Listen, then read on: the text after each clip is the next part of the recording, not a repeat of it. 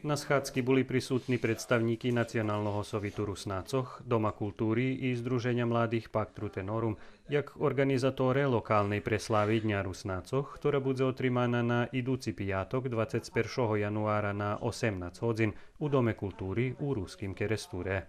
Zaplanowane u stvari, že bi še od 16 hodin Pakt Rutenorum varil varené víno, jak to i za ostatní daskeljo na hodi, ktorý naštíviteľe hodni degustovať.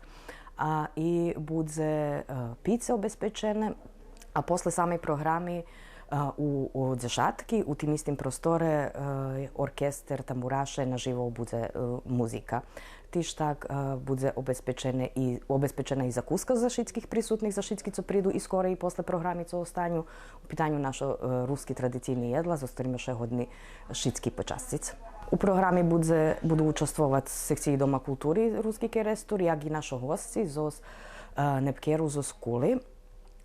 Poneže ostatní daskeljo roky taká praksa bola, že každý rok še vola da jednu predstavníka da jednej druhej nacionálnej zajednici, ktorá žije na teritoriji tej opštiny.